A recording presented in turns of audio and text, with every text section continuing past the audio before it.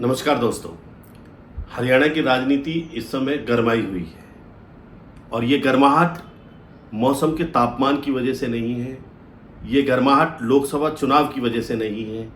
ये गर्माहट उन 3 विधायकों की वजह से है जिन 3 विधायकों ने भारतीय जनता पार्टी से, जिन 3 निर्दलीय विधायकों ने भारतीय जनता पार्टी से अपना समर्थन लेकर अब कांग्रेस को दे दिया है। और ये 3 विधायक हैं चरखी दादरी के सोमवीर सांगवान, नीलोखेड़ी के धर्मपाल गौंदर, रणधीर सिंह गोलन। इन तीनों विधायकों के समर्थन वापसी के बाद हरियाणा की जो राजनीतिक घटनाक्रम है वो बहुत तेज हो गया है। कांग्रेस के भूपेंद्र सिंह हुड्डा ने कहा है कि भारतीय जनता पार्टी की जो नायब सैनी सरकार है वो अल्पमत में आ गई है।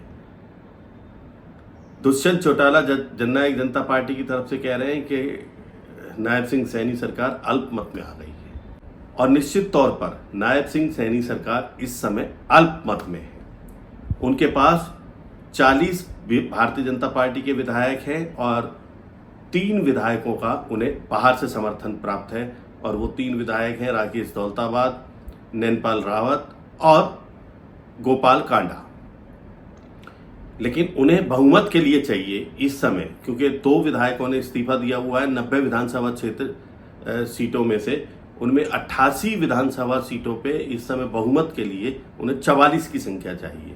वो 44 की संख्या कैसे बने, एक विधायक कैसे आए, अभी उनके पास ऐसा कोई जुगाड़ नहीं है। लेकिन जुगाड़ है।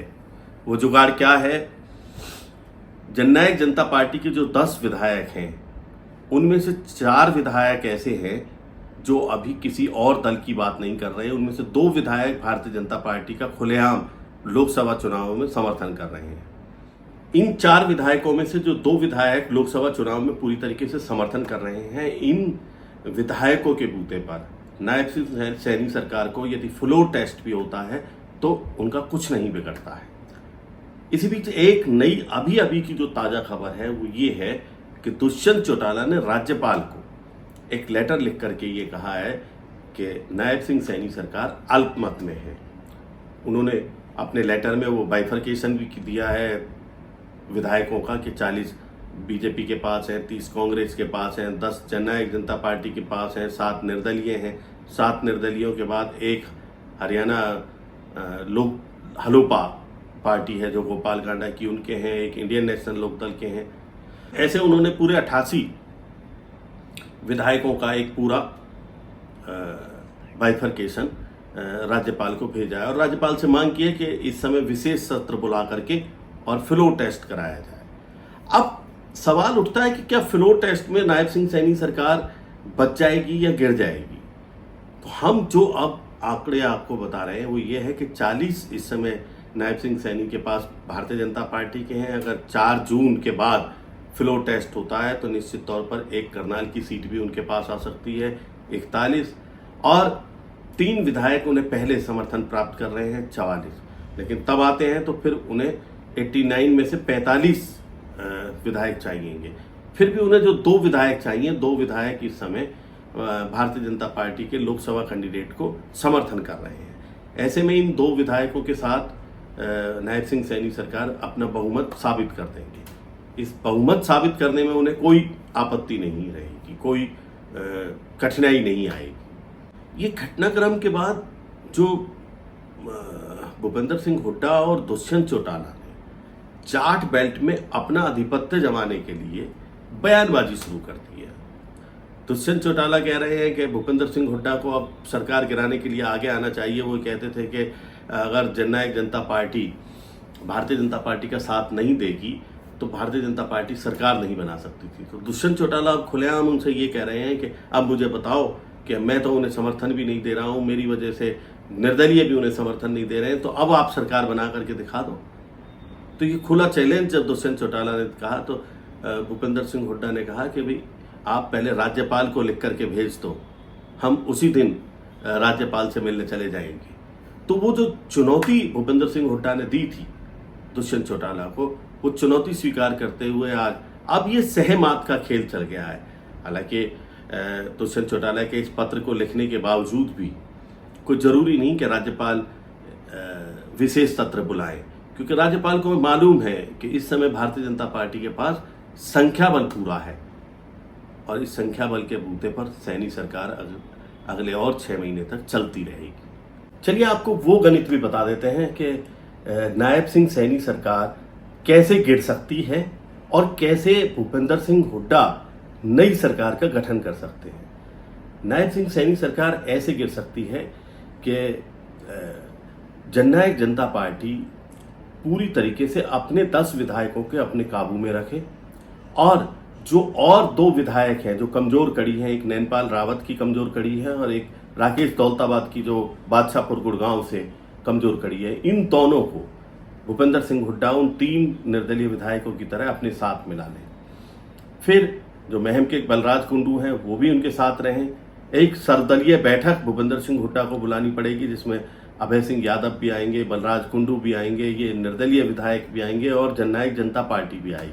और जननायक जनता पार्टी कांग्रेस को क्या बाहर से समर्थन देगी भारतीय जनता पार्टी की सरकार गिराने के लिए या अंदर रह करके समर्थन देगी, ये जननायक जनता पार्टी को तय करना है।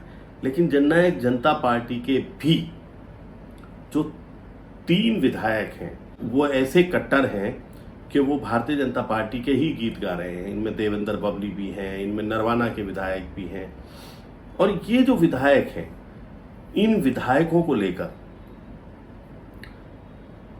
यदि भूपेंद्र सिंह हुड्डा बातचीत करें और इनको बुलाएं कि हम इस समय आप लोग हमारा साथ दें, तो उस स्थिति में किसी को अब उप मुख्यमंत्री रहे दुष्यंत चौटाला ने भी एक बात कही है कि हॉर्स राइडिंग कैसे होती है। हॉर्स राइडिंग का हरियाणा में एक नया खेल चल रहा है, हरियाणा में दूसरे तरीके से हॉर्स राइडिंग हो रही है। उन्होंने सरकार पर प्रत्यक्ष अप्रत्यक्ष रूप से आरोप लगाए हैं, लेकिन हम उस पर नहीं जाते।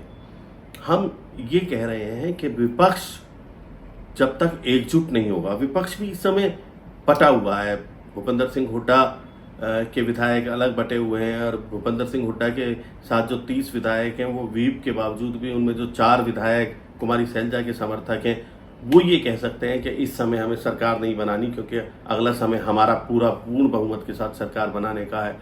तो सरकार गिरा देना नायब सैनी सिंह सरकार के लिए, उसके लिए भी मशक्कत विपक्ष को करनी पड़ेगी और अपनी नई सरकार उसके एवज में गठित कर ले, इसके लिए भी बहुत मशक्कत करनी पड़ेगी। ये ठीक वैसे ही एक वातावरण हरियाणा की राजनीति में बनता जा रहा है जैसा 1999 में बना था जब चौधरी बंसीलाल की सरकार गिरी थी। वो हरियाणा विकास पार्टी और भारतीय जनता पार्टी के समर्थन से बनी हुई सरकार गिरी थी। लेकिन तब सबसे बड़ी बात ये थी कि तब भारतीय जनता पार्टी के सभी 6 विधायकों ने ओम प्रकाश चौटाला को अपना मुख्यमंत्री मान लिया था और जो उस समय की हरियाणा विकास पार्टी थी उससे भी टूटे हुए जो 21 विधायक थे वो करतार सिंह भड़ाना के साथ एक अलग लोकतांत्रिक फ्रंट बना करके उनके साथ आकर के खड़े हो गए थे।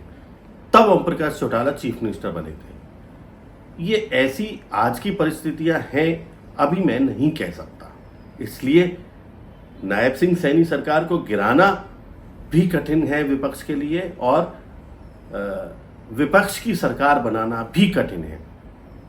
ये जो भूपेंद्र सिंह हुड्डा और दुष्यंत चौटाला की जो आपसी बयानबाजी है या आपसी चुनौतियां हैं एक दूसरे को देने वाली, ये एक नूरा कुश्ती आप इसे कह सकते हैं। और खासतौर पे इसके पीछे कारण है कि दोनों ही नेता जाट बेल्ट पे अपनी पकड़ बनाना चाहते हैं। भूपेंद्र सिंह हुड्डा की तो जाट बेल्ट में पकड़ है, लेकिन जो पकड़ दुष्यंत चौटाला इस भारतीय जनता पार्टी के साथ सरकार बनाते समय खो चुके थे वो दोबारा से उस स्थिति को पाना चाहते हैं, लेकिन ये इतना आसान नहीं है।